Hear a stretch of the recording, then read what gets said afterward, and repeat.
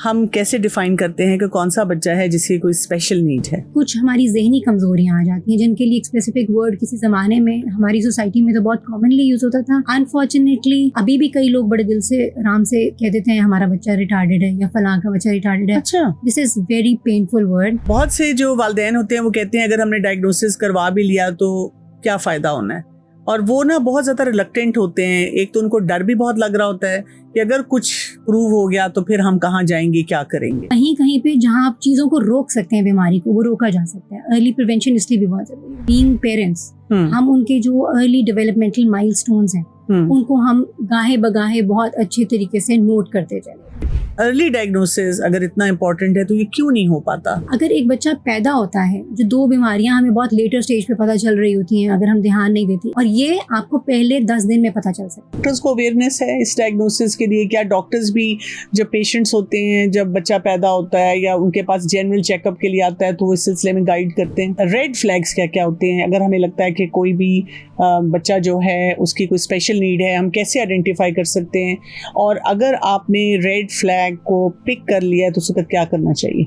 ये बहुत बड़ा हमारी सोसाइटी का डॉक्टर कमल अलमिया है कि माँ और बाप के मुंह पे बैठ के बोल देते हैं बगैर झिझके। जब बच्चा पैदा नहीं हुआ होता, जब उन्होंने भी कंसीव ही किया होता है ना, तो वो माँ बाप बैठ के एक बहुत ही प्यारी फेरी टेल अपने दिमाग में बनाते हैं कि हमारा बच्चा पैदा होगा, बड़ा होगा, हमारे लिए एक सेंस ऑफ प्राइड होगा। लेकिन इस न्यूज़ के बाद वो सेंस ऑफ प्राइड के बजाय सेंस ऑफ गिल्ट बन गया। अस्सलाम वालेकुम वरहमतुल्लाहि वबरकातुहू। बिस्मिल्लाहिर्रहमानिर्रहीम। जब हम जिंदगी के इम्तिहान को देखते हैं, और जिंदगी में बहुत मुश्किल इम्तिहान भी आते हैं, तो इम्तिहानों को समझना होता है, उनको एक्सेप्ट करना होता है और उनके साथ ग्रो करना होता है। और वालिदैन के लिए जो सबसे बड़ा इम्तिहान होता है वो औलाद की शक्ल में होता है। जब भी वालिदैन के सामने उनका बच्चा आता है तो वालिदैन का दिल ये चाह रहा होता है कि मेरा बच्चा हर सिचुएशन में, हर जगह आउटशाइन करे, उसका मुकाबला कोई करने वाला ना हो, हर जगह उसके लिए वाह वाह हो रही हो। और आप सोचें कि अगर वालिदैन की ज़िंदगी में एक ऐसा इम्तिहान आ जाता है कि उनका बच्चा स्पेशल नीड बच्चा होता है, तो ये एक ऐसा टेस्ट होता है जो कि वालिदैन को हिला कर रख देता है। उनको नहीं समझ आ रहा होता है कि इस टेस्ट के साथ हमने डील कैसे करना है। एक मैं सेइंग पढ़ी थी और उसमें बहुत ही खूबसूरत बात कही गई कि sometimes real super heroes live in the hearts of small children who are fighting big battles.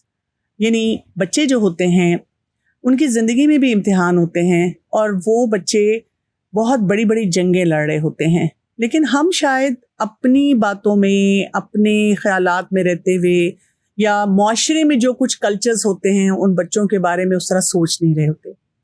तो आज के पॉडकास्ट में मैं आपको मिलवाना चाहती हूँ अफीफ़ा साहिबा से, जो कि साइकोलॉजिस्ट हैं और कंसल्टेंट हैं स्पेशल नीड बच्चों के लिए, कि उनकी क्या ज़रूरियात हैं और उनके लिए जो जो चैलेंजेस होते हैं उनको कैसे एड्रेस करना चाहिए। उनसे बात करते हैं और देखते हैं कि वो हमें क्या गाइडलाइन देती हैं। अस्सलाम वालेकुम वरहमतुल्लाहि वबरकातुहू। वालेकुम अस्सलाम वरहमतुल्लाहि वबरकातुहू। जी अफीफ़ा, मैं ना आपसे इसलिए जानना चाहती हूँ जैसे स्पेशल नीड बच्चों के लिए, क्योंकि आप देखें कि जनरली हम अपने जो बाकी बच्चे होते हैं उनके लिए तो हम बहुत कुछ प्लान भी कर रहे होते हैं, सोसाइटी में भी उनको बहुत एक्सेप्टेंस मिल रही होती है, लेकिन समहाउ मुझे हमेशा से ये लगा है कि हमारे कल्चर्स में, हमारी सोसाइटी में ऐसे बच्चों को ना तो एक्सेप्टेंस मिल रही होती है, ना इनके बारे में कोई जान रहा होता है, ना इनको समझ रहा होता है। तो मैं आपसे जानना चाहूँगी कि हम कैसे डिफ़ाइन करते हैं कि कौन सा बच्चा है जिसकी कोई स्पेशल नीड है? अगर देखा जाए तो हमारे सारों के सब बच्चे स्पेशल होते हैं। कि जितने बच्चे होंगे सब आपके लिए बहुत स्पेशल हैं। मेरे जितने बच्चे हों मेरे लिए सब बहुत स्पेशल हैं। ऐसे ही है। लेकिन हम जब स्पेशल नीड्स बच्चों की, जिनकी अब आज हम खास बैठे हैं जिक्र करने के लिए, जब हम इनकी बात करते हैं तो ये वो बच्चे हैं जिनको उन्हीं जो आपके नॉर्मल घर में बच्चा है बाकी उसको जो काम करने के लिए वो आराम से कर लेता है, लेकिन दूसरा बच्चा स्पेशल नीड्स बच्चा वो होता है जिसको एक खास स्पेशल असिस्टेंस की ज़रूरत है, एक खास स्पेशल इक्विपमेंट की ज़रूरत है शायद वही काम करने के लिए जो एक दूसरा बच्चा कर रहा है। ठीक है, आपका एक बच्चा भाग रहा है, लेकिन हो सकता है एक दूसरा बच्चा है वो भी भागेगा सिर्फ क्रचेस के साथ, सिर्फ व्हील चेयर के साथ। So that is what is his special need. ठीक है, काम सब बच्चे कर लेते हैं, लेकिन अच्छा, उनको एक देखिए, स्पेशल केयर और असिस्टेंस की जरूरत है। सही बात है। अच्छा, दुनिया में मैं ये देखती हूँ कि यानी कि ये कॉन्सेप्ट जब आया तो एक ज़माने में इसके लिए जो टाइटल टैगलाइन होती थी वो होती थी डिसेबल्ड। उससे पहले भी एक होती थी, वो बहुत ज़्यादा तकलीफ दे और आज भी यूज़ होती है, रिटार्ड। लेकिन ये कि ये जब स्पेशल नीड आई है तो इसने फिर हमारे दिलो दिमाग को भी रोशन किया है इसी कॉन्सेप्ट के साथ जिसके बारे में आप बात कर रही हैं। इसमें फिर डिफरेंट कैटेगरीज भी होती हैं, जैसे मुख्तलिफ किस्म की इम्पेयरमेंट हो सकती है, डेफिशिएंसी हो सकती है, या उसके लिए स्पेशल कोई असिस्टेंस हो सकती है। तो उसकी कैसे कैटेगराइजेशन की जाती है? जिन बच्चों को दिखाई नहीं देता वो विजुअल इम्पेयरमेंट की कैटेगरी में आते हैं। उनमें कोई ऐसे भी हो सकते हैं जो लो विजन के साथ हों, कोई पार्शली एड की ज़रूरत हो, कोई लीगली ब्लाइंड होंगे और कोई कम्प्लीटली ब्लाइंड होंगे। सही। इसी तरीके से कुछ बच्चे हैं जो कि सुन नहीं सकते, समात का प्रॉब्लम है उन्हें, कोई बोल नहीं सकता, तो वो आपकी हेयरिंग डिसेबिलिटीज़ में आ जाते हैं। सही। उनको शायद हेयरिंग एड की ज़रूरत हो या किसी और आले की ज़रूरत हो। इसी तरीके से कुछ हमारी जहनी कमज़ोरियाँ आ जाती हैं जिनके लिए एक स्पेसिफिक वर्ड किसी ज़माने में हमारी सोसाइटी में तो बहुत कॉमनली यूज़ होता था। अनफॉर्चुनेटली अभी भी कई लोग बड़े दिल से आराम से कह देते हैं हमारा बच्चा रिटार्डेड है या फलां का बच्चा रिटार्डेड है। अच्छा। This is very painful word. मैं आज ये बात सोचा था कि मैं बहुत ज़रूरी मेंशन करूँगी, बिकॉज हम बगैर सोचे समझे ये लफ्ज़ इस्तेमाल करते हैं, ये गलत है। और इसके अलावा लर्निंग डिसेबिलिटीज़ आ रही हैं। इसके अलावा जो आ रही है वो फिजिकल इम्पेयरमेंट आ रही है। कोई बच्चा है जिसकी टांग छोटी के साथ पैदा हो गया है, या हाथ में हो गई उंगली की कमी है, या हाथ की कमी है, साइज में छोटा है, बड़ा है, वो आपकी चल फिर नहीं सकता है, वो फिजिकल डिसेबिलिटीज की कैटेगरी आ जाती है। सही। अच्छा, ये बताइएगा कि डायग्नोसिस करना जो है वो कितना ज़रूरी है? क्योंकि मैं इसलिए यहाँ पे ये बात पूछ रही हूँ आपसे कि मैंने बहुत सी फैमिलीज़ को इससे देखा है कि अगर आपको नज़र आता है, क्योंकि मैं भी पीडियाट्रिशियन हूँ तो मेरा भी वास्ता पड़ता रहता है मेरे क्लिनिक पे, जब लोग आते हैं मैं उनको कहती हूँ कि आप इसका डायग्नोसिस कराएं। लंबा प्रोसेस है और एक्सपेंसिव भी है। तो बहुत से जो वालिदैन होते हैं वो कहते हैं अगर हमने डायग्नोसिस करवा भी लिया तो क्या फ़ायदा होना है, और वो ना बहुत ज़्यादा रिलक्टेंट होते हैं। एक तो उनको डर भी बहुत लग रहा होता है कि अगर कुछ प्रूव हो गया तो फिर हम कहाँ जाएंगे, क्या करेंगे। डॉक्टर खान, उसके लिए ये है कि जो अर्ली डायग्नोसिस आप कहते हैं ना, जो पहले 3 साल होते हैं ये आपके अर्ली डायग्नोसिस के लिए बहुत इंपॉर्टेंट होते हैं। अगर आपका अर्ली डायग्नोसिस आ जाता है तो आप उस बीमारी को मजीद बढ़ने से प्रिवेंट कर सकते हैं। अच्छा। उसके अंदर इंटरवेंशंस आ सकती हैं। और अगर कोई उसको फौरन उसी वक्त, जैसा से अगर आपको मैं अपने बेटे के एग्जांपल दूं, तो जब वो बहुत छोटा था उसको जब हमें फील हुआ कि उसको दिखाई नहीं देता, तो डॉक्टर्स वर लाइक कि आपने बहुत अच्छा किया, आप वक्त से पहले ले आई, आज से ये ग्लासेस पहनेगा तो उसका नंबर बढ़ेगा नहीं। सही। तो आपको कहीं कहीं पे जहां आप चीज़ों को रोक सकते हैं, बीमारी को, वो रोका जा सकता है। अर्ली प्रिवेंशन इसलिए भी बहुत ज़रूरी है। और उसके लिए हमें बहुत ज़्यादा ज़रूरी है कि जो हम बीइंग पेरेंट्स, हम उनके जो अर्ली डेवलपमेंटल माइलस्टोन्स हैं उनको हम गाहे बगाहे बहुत अच्छे तरीके से नोट करते चले जाएं। सही।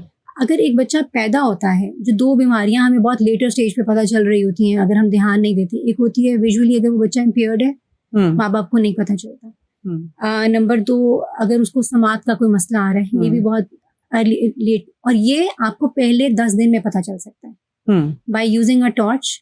आप उनको ऐसे टॉर्च आंखों के आगे से एक मूव करें या आप ऊपर नीचे करें तो उसकी आई मूवमेंट और उसका आंख का झपकना आपको बता सकता है कि इसको कोई इशू है। सही। इसी तरीके से उसके खामोश कमरे में ताली बजा देने से मालूम हो सकता है कि क्या वाकई में वो सुन रहा है या नहीं सुन रहा है। ये तो हम पहले 10 दिन के अंदर अंदर बता सकते हैं, और ये हम खुद घर में भी कर सकते हैं। ये हम घर में भी कर। अच्छा, कभी कभी कुछ मदर्स ऐसी होती हैं जिनको ऐसी फीलिंग आती है और वो पैनिक में बच्चे को लेकर आती हैं क्लिनिक में कि मुझे लग रहा है कि इसको आवाज़ नहीं आ रही, या मुझे लग रहा है ये देख नहीं पा रहा। ऐसे कुछ पेरेंट्स होते हैं, लेकिन बाकी पेरेंट्स होते हैं वो उसको फॉर ग्रांटेड ले रहे होते हैं कि बच्चा ग्रो कर रहा है, डॉक्टर ने देख लिया है और कोई मसला नहीं होगा। फॉर ग्रांटेड तो हम वहाँ पे भी ले रहे होते हैं कि जहाँ पे एक बच्चा बोल नहीं रहा है, उसकी बोलने की एक शुरू हो जानी चाहिए थी, बैबलिंग शुरू हो जानी चाहिए थी, वो नहीं शुरू हो रही है, तो उनकी सास या उनकी अम्मा कहती हैं कोई नहीं, ऐसा चाचा भी अंधी था। तो वो उस तरह से करके कई चीजों को हम तब भी छोड़ देते हैं। हम या ये कि अगर बच्चा कहीं स्टैमर भी कर रहा है जी, और डिलेड स्पीच है तो हम उसको मार मार के पढ़ाना चाह रहे होते हैं, सिखाना चाह रहे होते हैं। अच्छा, ये बताइएगा कि अर्ली डायग्नोसिस अगर इतना इम्पोर्टेंट है तो ये क्यों नहीं हो पाता? पेरेंट्स बहुत हद तक डिनाइल में होते हैं। वो अगर एक बच्चे को स्टैमर करते देख भी रहे तो कहेंगे नहीं नहीं ऐसे ही है, थोड़े दिनों में ठीक हो जाएगा। फैमिली प्रेशर होता है। अगर एक वालदा फील भी करती है, मेरे पास कई ऐसे केसेस आते हैं जिसमें वालदा फील कर रही है कि हाँ मेरे बच्चे को, मुझे लगता है कि कोई इसमें कोई ऑटिस्टिक सिम्टम्स नज़र आ रहे हैं, तो लेकिन इनके अब्बा कहते हैं नहीं बिल्कुल भी नहीं, सवाल ही नहीं पैदा होता, डॉक्टर को नहीं दिखाना। या मैं भी रिसेंटली एक फैमिली में एक बच्चे से मिली जिसकी फिज़िकल डिसेबिलिटी थी, तो मैंने उनको बताया, अपनी तरफ से खुद ही से गाइड करने की कोशिश की कि आप इसको यहाँ ले जाइए या उसको वहाँ ले जाइए। तो उन्होंने कहा नहीं, हमारे बड़ों ने मना किया, वक्त के साथ ही ठीक हो जाएगा। हमारे बड़े कहते हैं डॉक्टर्स के पास जाने से खराबियाँ हो जाती हैं। एक बहुत बड़ी चीज़ हमारी फैमिली और जो सोसाइटी का प्रेशर होता है ना, वो हमें पीछे ले जाता है। अच्छा, आपको लगता है कि डॉक्टर्स को अवेयरनेस है इस डायग्नोसिस के लिए? क्या डॉक्टर्स भी जब पेशेंट्स होते हैं, जब बच्चा पैदा होता है या उनके पास जनरल चेकअप के लिए आता है, तो वो इस सिलसिले में गाइड करते हैं? डॉक्टर का मेरा ज़ाती तजुर्बा कहता है नहीं। बस मैं आपको अपने बेटे की ही एग्जाम्पल दोबारा दूंगी।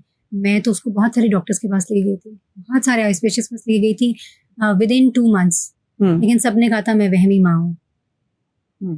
और फिर अल्लाह भला करे, एक कोई काइंड से छोटे से क्लिनिक के एक अंकल थे जिन्होंने मुझे कहा कि बेटा तुम इसको फलां डॉक्टर पास लेके जाओ और मेरा नाम लेके कहना इसका टेस्ट करें ही करें। And then I came to know कि he was visually impaired. So मेरा अपना ज़ाती तजुर्बा कहता है कि आप अगर माँ बाप लेके भी जाते हैं तो समटाइम्स डॉक्टर्स भी कह देते हैं कि नहीं आप। अच्छा, ये बताइए कि रेड फ्लैग्स क्या क्या होते हैं? अगर हमें लगता है कि कोई भी बच्चा जो है उसकी कोई स्पेशल नीड है, हम कैसे आइडेंटिफाई कर सकते हैं?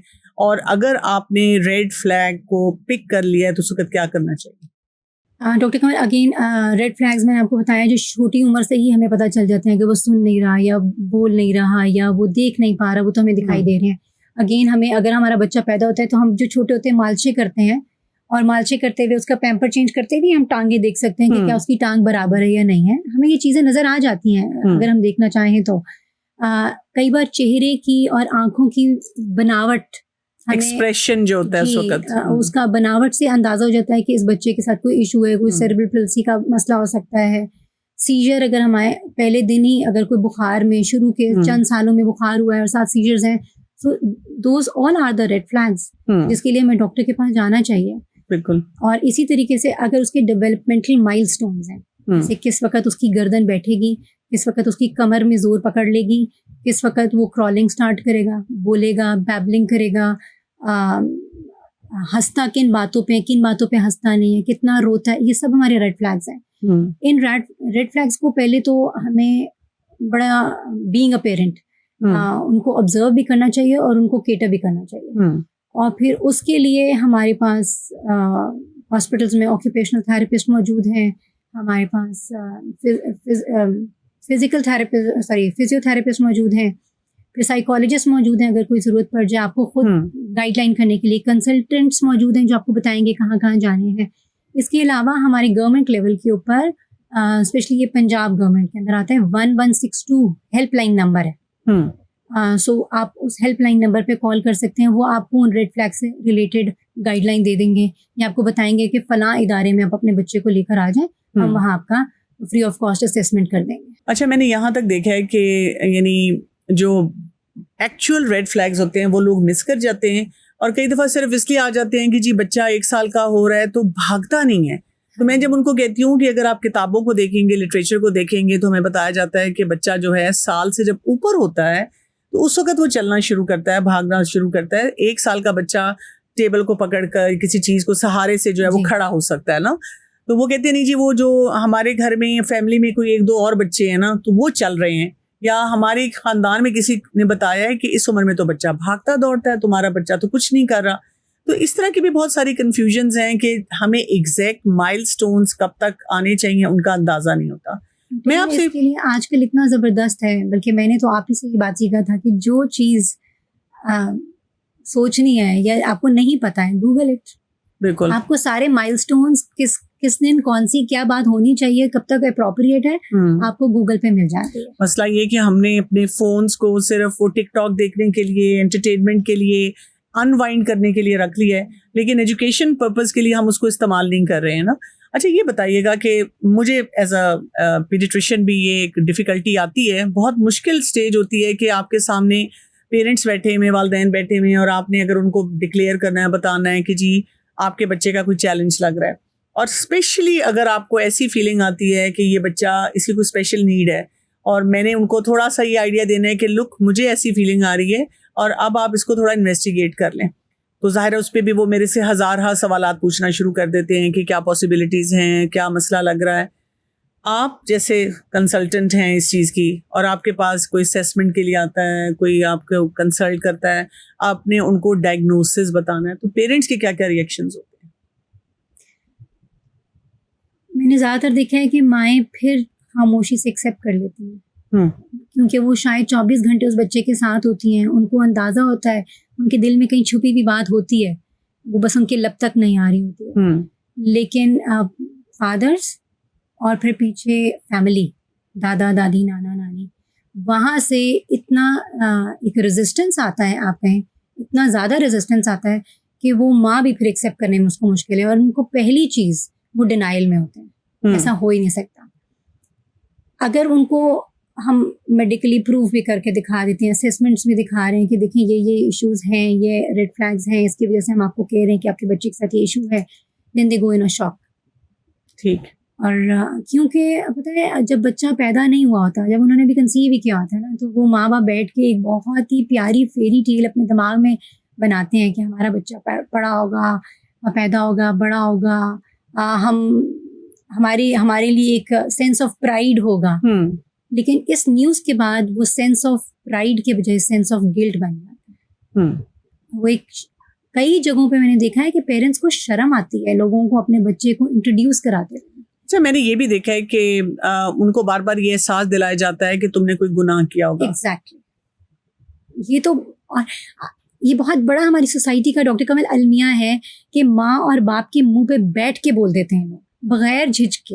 अच्छा, I heard it my self कि पता नहीं तुम्हारे माँ बाप, तुम्हारे सास ससुर का कौन सा गुनाह तुम्हारे सामने आ गया। मैंने कहा जी एक्सक्यूज मी, ये मेरे अल्लाह की तरफ से आए हुआ इम्तिहान है मेरे लिए। बिल्कुल बिल्कुल। अच्छा, मैं तो बल्कि हमेशा इस तरह बात करती हूँ, जब भी कहीं हो ऐसे कोई पेरेंट्स भी मिले तो मैं इनको कहती हूँ कि क्या सिर्फ ये आपका इम्तिहान है, क्या ये हमारा एज अ सोसाइटी इम्तिहान नहीं है कि हम उस बच्चे के लिए कितना जो है इंक्लूसिव और इंटीग्रेटेड सिस्टम जो है वो इस्टेब्लिश करते हैं। मुझे ये बताइएगा कि ये तो पेरेंट्स हो गए, वो फिर भी ज़ाहिर है उनकी औलाद है, वो शौक से भी जाते हैं और फिर ये भी सोचते हैं कि हमने इस बच्चे के लिए कुछ करना है। इसमें मुझे पेरेंट्स के लिए जो एक चैलेंज नज़र आता है, क्योंकि उनको शॉर्टकट नुस्खे बहुत सारे मिलना शुरू हो जाते हैं। कोई कहता है फ़लाँ पीर साहब के पास जाओ, वहाँ पे इलाज होगा। कोई कहता है फ़लाँ के पास जाओ, वो बस देखना कोई ऐसा शरबत दे देंगे। मेरे पास ऐसे लोग आते हैं तो मुझे सबसे पहले उनकी बैठ के काफ़ी हद तक काउंसलिंग करनी पड़ती है कि देखें आपके रिसोर्सेज लगेंगे, आपकी मेहनत लगेगी, आपकी उम्मीद बनेगी। आप ना एग्जैक्ट जो डायग्नोसिस है इसके बारे में अपने आप को एजुकेट करें कि ये चीज़ आपकी जो है कहाँ तक जानी है, यानी और इसको आगे बेहतर बनाने में आप क्या क्या कर सकते हैं। इस किस्म के नुस्खों पे ना जाएं जो कि प्रूवन नहीं है। लेकिन फैमिली को जब पता चलता है, जैसे नान के, दाद के और लार्जर फैमिली जो होती है, जब आप रह रहे होते हैं घर में, एक माशरे में, वो उनके क्या हालात होते हैं और क्या उनका सपोर्ट जो है उन वालिदैन के लिए होता है जिनका बच्चा एक स्पेशल नीड है। देखिए फैमिली अगेन ये बहुत मैटर करता है, फैमिली टू फैमिली भी मैटर कर रहा होता है। कई लोग बहुत पॉजिटिवली बिहेव भी करते हैं। मैं ये नहीं कहूँगी कि सारे हमारा माशरा ही बहुत ख़राब है, ये बहुत पॉजिटिवली भी लेते हैं। I have seen many families जिनके अंदर उस बच्चे को बाइसे रहमत कहा जाता है कि उसकी वजह से हमारे घर में रहमतें आई हैं, उसकी वजह से हमारे घर में खुशियाँ हैं, ये हमारे घर का वो है शहजादा है। जी बिल्कुल। और उसकी उतनी ही केयर की जाती है, नाना नानी की तरफ से, दादा दादी की तरफ से, चचा चाची की तरफ से, हर एक की तरफ से उसको बहुत लाड प्यार से रखा जाता है। लेकिन अक्सर ऐसी फैमिलीज भी हैं जहाँ वो कहते हैं इसको बाहर ले जाओ, इसको दूसरे कमरे में बिठा दो, अकेले कमरे में बिठाया जाता है। उसकी सफाई सुथराई में उस माँ की कोई मदद नहीं की जाती है, उसको मैनेज करने में कोई हेल्प आउट नहीं किया जाता है। हमारे माशरे में दोनों चीज़ें मौजूद हैं। थोड़ी सी मैं कहूँगी नेगेटिविटी वाली चीज़ें ज़्यादा हैं। उसकी बड़ी वजह ये है कि माँ जो होती है वो कितना कर सकती है अकेली, वो ओवरवेल्म्ड है। हमारे यहाँ कोई गवर्नमेंट की तरफ से सपोर्ट नहीं है, हमारे यहाँ कोई सोशल वर्कर नहीं आके हमारी मदद कर रहा, हमें कोई 10-15 मिनट का आराम नहीं दे रहा। वो बच्चा, वो घर, वो ससुराल उसी माँ की जिम्मेवारी है।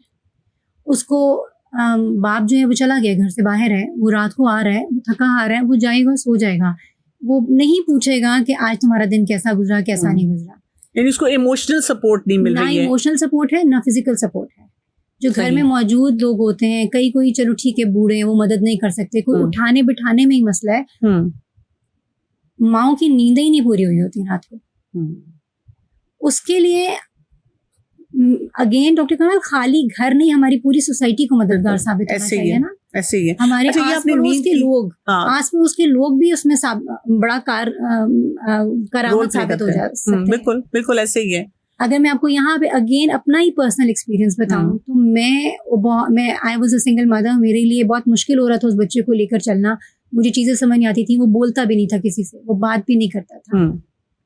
हमारे नेबर्स में बच्चे थे, आगे उनके पेरेंट्स की काउंसलिंग है ना बच्चों को, उनकी गाइडेंस है कि जाओ इस बच्चे से लाजमी खेलना है, बाकी आप लोग खेलो ना खेलो, इससे जरूर खेलना है। तो वो बच्चे जबरदस्ती हमारे घर आके खेलते थे और मेरा बेटा उनसे बात भी नहीं करता था। लेकिन इवेंचुअली महीने के बाद मेरा बेटा घर से बाहर निकला, उनके साथ बाहर जाके खेलना शुरू किया, ना सिर्फ उनके साथ खेलना शुरू किया, मस्जिद जाना शुरू किया, मोहल्ले में सबसे मिला, मार्केट में सबसे मिला, और अब वो इतना आउटगोइंग है कि मेरे काबू नहीं आता। तो ये आपने अपने बच्चे की, हाँ बिल्कुल, आपने अपने बच्चे की भी मिसाल दी, क्योंकि आपके हस्बैंड माशाल्लाह शहीद हैं, तो मैं उनका भी जिक्र इस सेंस में करना चाहूंगी कि जब उनकी शहादत हुई थी उनसे पहले डायग्नोज हो चुका था? जी, ये तो 3 महीने का था तभी डायग्नोज हो गया। ठीक है। और आपके हस्बैंड की कितनी सपोर्ट होती थी? बहुत ज्यादा, बहुत ज्यादा।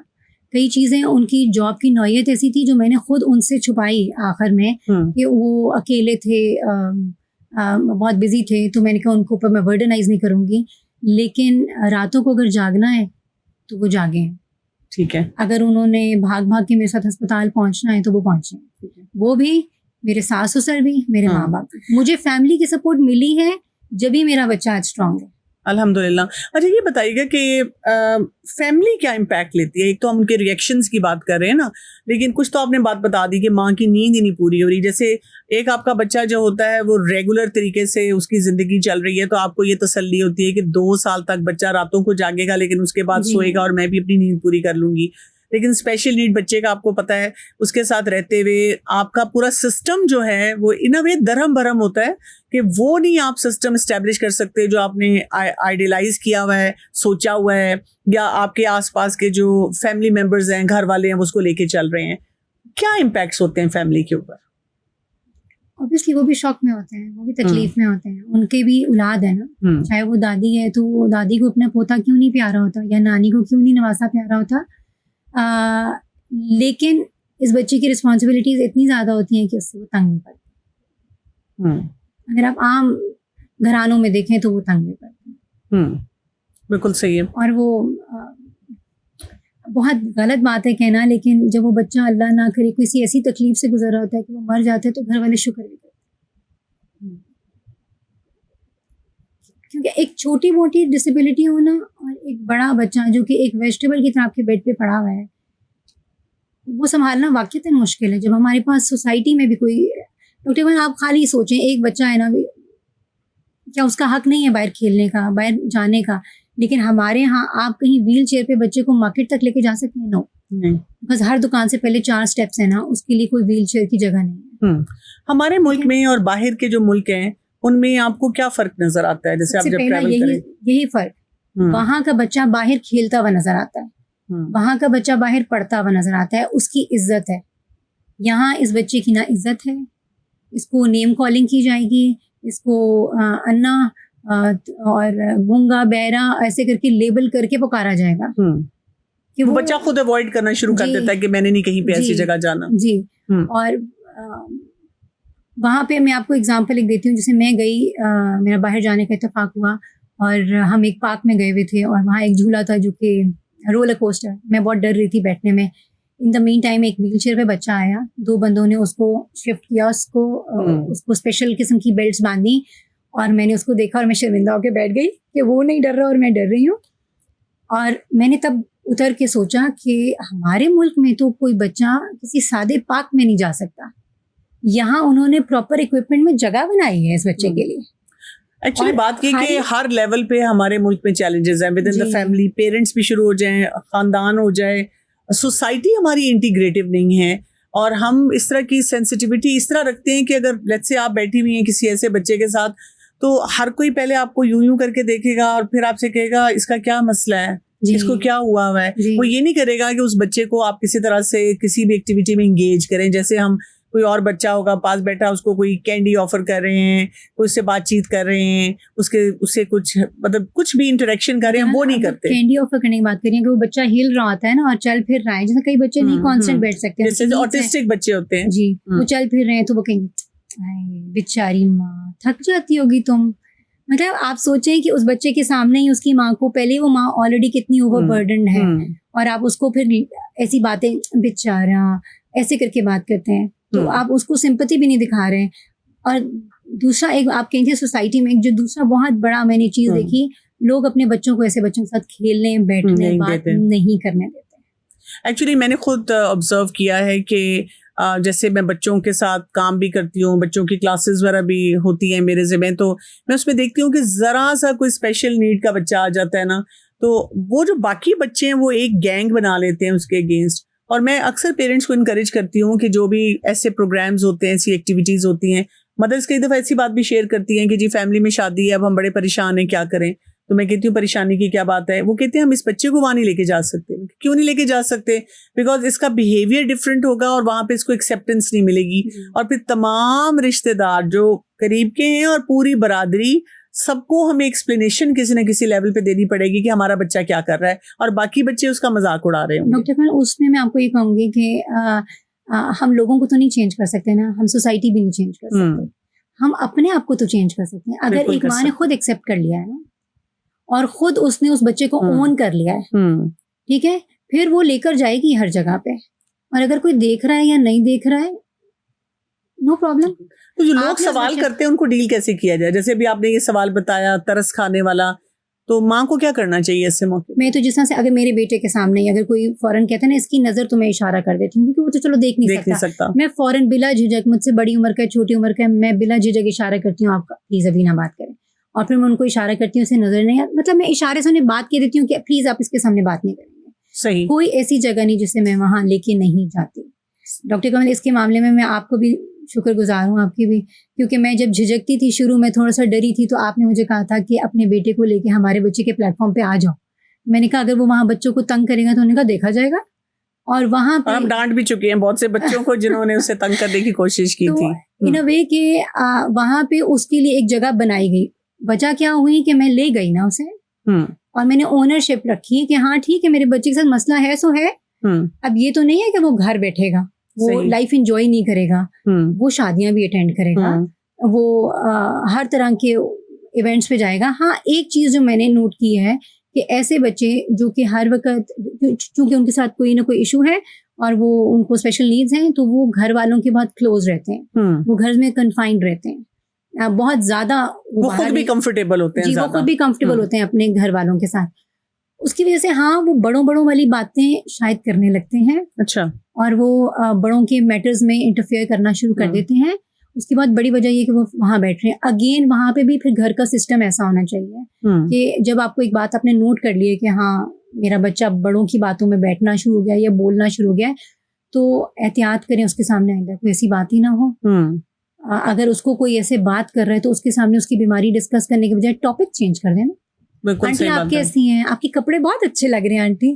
तो मैं तो ऐसे ही करती हूँ, मैं तो फौरन पलटा के टॉपिक चेंज करके उनके कपड़े ज्वेलरी के बारे में। और अगर आपको कोई बार बार ये बता रहा है कि वही बात है कि क्या गुनाह या क्या अल्लाह ताला की तरफ से आजमाइश, इसका क्या जवाब देना चाहिए, क्या करना चाहिए उस वक्त किसी भी मांग? मेरे लिए तो अल्लाह की ये आजमाइश है और अल्लाह ताला ने मेरा इम्तिहान रखा है और ये तोहफा है मेरे लिए। मेरे लिए इससे बड़ा तोहफा कोई नहीं है। बिकॉज ये ना होता तो मैं दूसरों के बच्चों को उस मोहब्बत से ना देखती जो मैं अब देखती हूँ।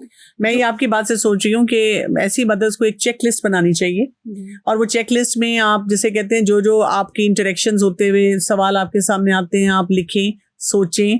कुछ प्लेटफॉर्म्स ऐसे हों जहाँ पे जवाब ले लें, और वो जवाब हमेशा उस तरह से बड़े अच्छे प्लेजेंट तरीके से लोगों को दें, ताकि लोगों के अंदर एक सोच बेदार हो कि हमने इन बच्चों से कैसे डील करना है, किस तरह बात करनी है।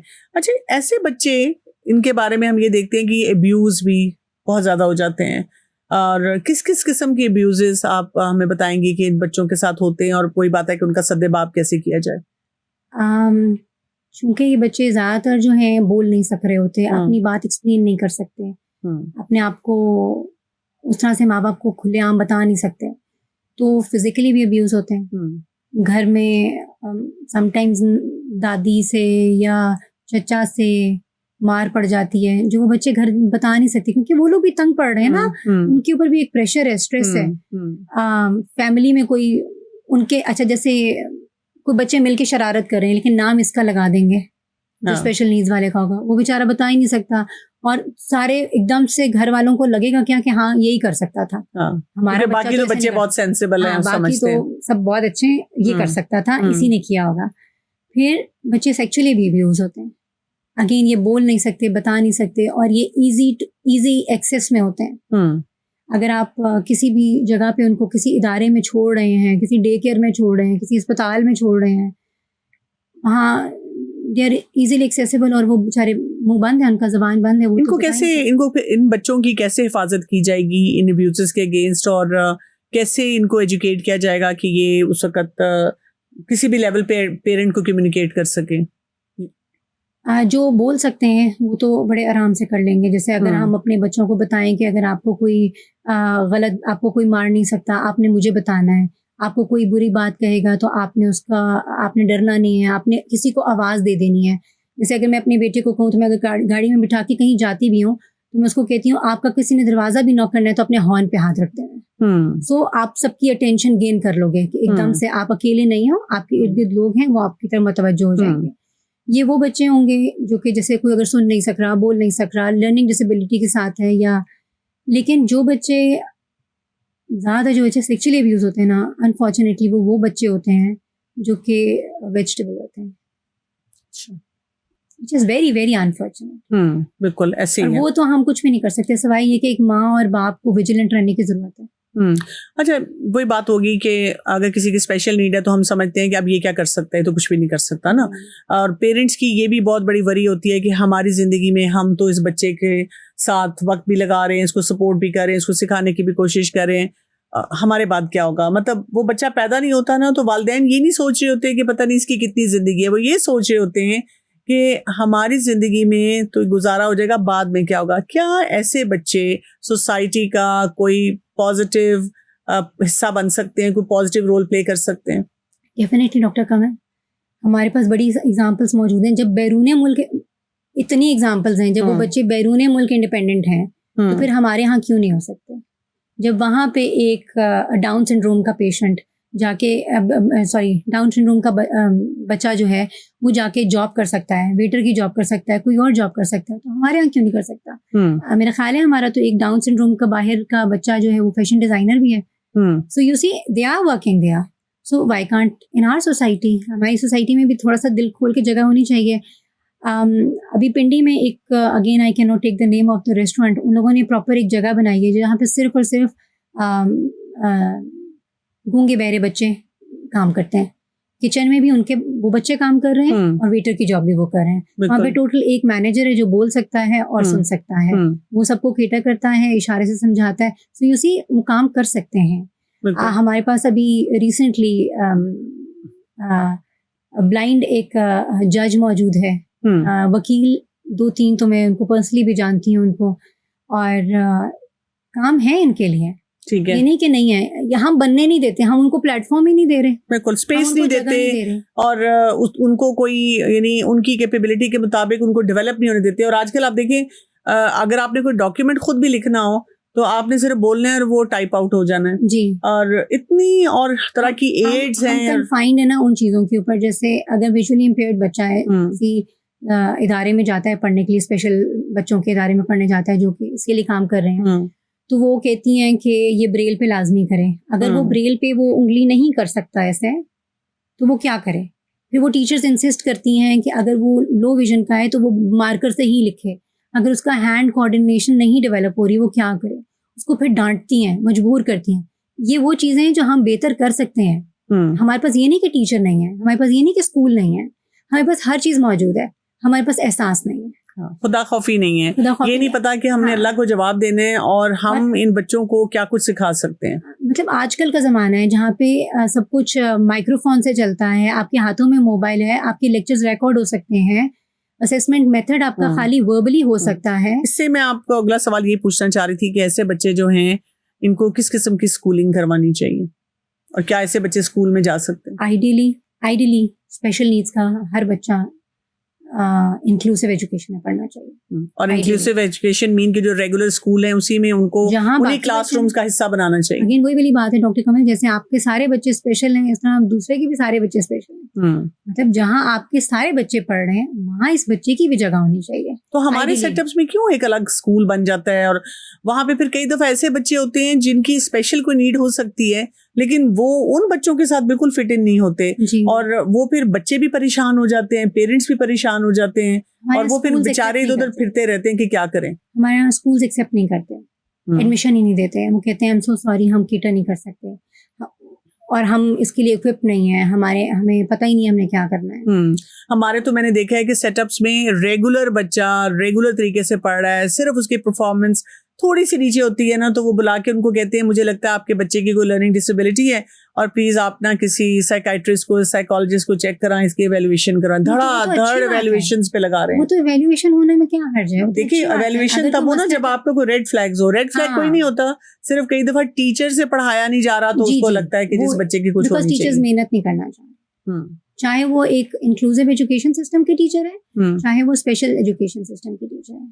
अगेन मैं आपको अपने एक्सपीरियंस से बताती हूँ कि मैंने जब मेरे बेटे के साथ विजुअली इम्पेयरमेंट का मसला आया तो मेरी इसीलिए स्पेशलाइजेशन भी विजुअल इम्पेयरमेंट के अंदर है। मैंने हर तरह से जाके जो स्कूल मिलता था मैं वहाँ जाके वॉलंटियर जॉब करती थी और ताकि मुझे समझ आए ना कि कल को मैंने उसको कैसे लेके चलना है। और वहाँ मैंने ये देखा कि अब आप देखिए एक बच्चा इसको दिखाई नहीं देता है, वो बैठा हुआ डेस्क पे काम कर रहा है, वो जिस तरह से भी लिखता है, ब्रेल पे लिख रहा है या बड़ी राइटिंग में लिख रहा है या कंप्यूटर टाइपिंग, तो कोई भी नहीं हमारे अभी तक स्कूल ऑफर करे, अल्लाह करे वो एक वक्त आए कि हमें वो एक्सेस भी दे दी जाए बच्चों को। तो टीचर डेस्क पे बैठी है उस्तानी जी और वो आवाज लगाती है हाँ बेटा ले आओ कॉपी।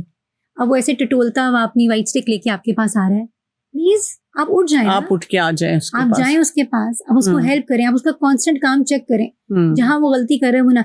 और मैं वहां पे बैठ के शुरू में मैंने अपनी आवाज उठाने की कोशिश की कि मैं उनको समझाऊं, एजुकेट करूं कि नहीं देखो आप 2 मिनट उठ जाओ, उसकी इसकी मदद की जरूरत है, लेकिन उसका मुझे खुद बहुत नेगेटिव इम्पैक्ट मिला। मैं एक्चुअली पता है अक्सर मदर्स जब मुझे कंसल्ट करती हैं, जाहिर है मेरी ये स्पेशलाइजेशन तो नहीं है, लेकिन बीइंग पीडियाट्रिशियन लोग जब मुझे पूछते हैं तो मैं उनको सिर्फ एक बात बोलती हूँ। मैं कहती हूँ आपके बच्चे का डायग्नोसिस हो चुका है? जी हो चुका है। मैं कहती हूँ आप कितना जानती हैं जो भी डायग्नोसिस है उसके बारे में?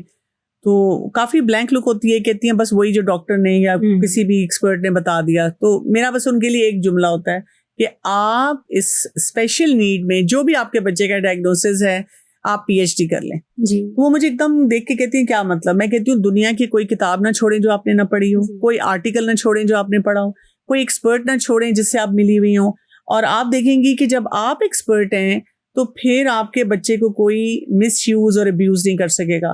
तो कई दफा वो ये पूछती हैं कि फिर हम क्या मतलब खुद ही पढ़ाएं, हमारे और भी बच्चे हैं, फैमिली मेंबर्स हैं। मैं कहती हूँ नहीं, आप बेशक भेजें, लेकिन आप ना फौरन पिक कर लेंगी कि कहाँ कुछ गड़बड़ हो रही है। डॉक्टर खान, हमारे जो घर में दूसरे बच्चे भी होते हैं, अगर उनको मैथ्स में कोई डिफिकल्टी आ रही होती है, उर्दू साइकोलॉजी में डिफिकल्टी आ रही होती है, तो क्या हम ट्यूटर्स नहीं ढूंढना शुरू कर देते हैं? हम एक सहेली से डिस्कस करते हैं तुम्हारी बेटी की मैथ्स कैसी जा रही है, कैसे पढ़ा रही हो, फिर हम दूसरी सहेली से पूछते हैं। लेकिन यही चीज स्पेशल बच्चे की माँ को पता नहीं क्यों, शायद वो इतनी परेशान होती है वो ये करना भूल और फिर सपोर्ट नहीं ना मिल रही। सपोर्ट में बस सब वो खिला जाते हैं कि क्या करें इस बच्चे के साथ ना। इसका मतलब है कि स्कूल और टीचर्स का बहुत इंपॉर्टेंट रोल है।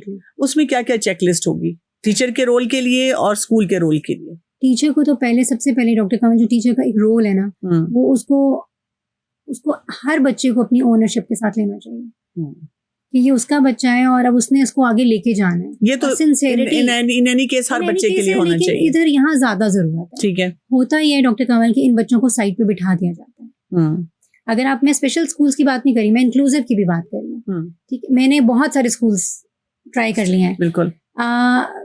आपको क्या, बच्चे को क्या कहते हैं, कोने में बिठा देते हैं, बाकी क्लास एडवांस काम कर रही होगी, उसे वही जो उसने महीना पहले काम किया था दोबारा पकड़ा देंगे, या कोई टॉय, अगर वो छोटा बच्चा है तो टॉय देके उसे कोने में बिठा देंगे.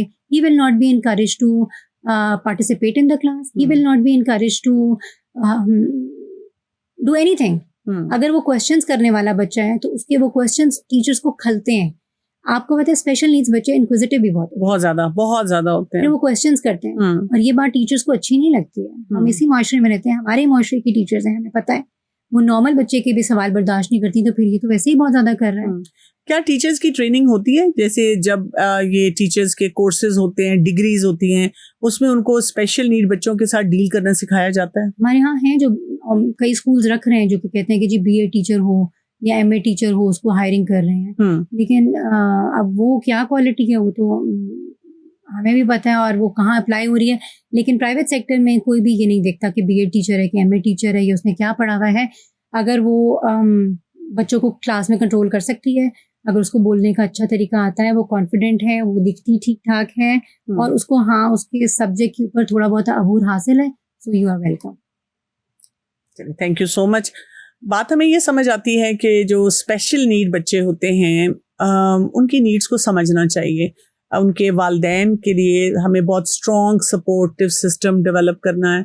ये हम सबकी ज़रूरत है, ये हम सबके बच्चे हैं और हमें इनके बारे में सोचना भी है. और एक बात याद रखनी होती है, हम कई दफ़ा बस बच्चों की उन एरियाज़ पे फोकस करते रहते हैं जो कि जहाँ वो बहुत एक्सेल कर रहे हैं, लेकिन जो वो नहीं कर पाते हैं वहाँ पे कभी भी हम उनके लिए सपोर्टिव नहीं होते. हमें समझ ही नहीं आती कि उनके लिए करना क्या चाहिए. तो आप देखिए कितने दुख की बात है ना. क्या हम अल्लाह को जवाबदेह नहीं होंगे कि ऐसे बच्चे जो कि अल्लाह ताला ने हमारे लिए भेजे, हम सब के टेस्ट के लिए भेजे हैं, पूरी सोसाइटी उनके लिए क्या फ़ैसला करती है, एक स्कूल, एक टीचर, घर वाले, और जहाँ जहाँ वो बच्चा जाता है. तो आइए इन सब बच्चों को, उनके लिए हम भी सपोर्ट बन जाएं और उन सब बच्चों का ख्याल रखना शुरू कर दें, क्योंकि ये सब हमारे बच्चे हैं. इजाज़त चाहती हूँ. अस्सलाम वालेकुम व रहमतुल्लाहि व बरकातुहू.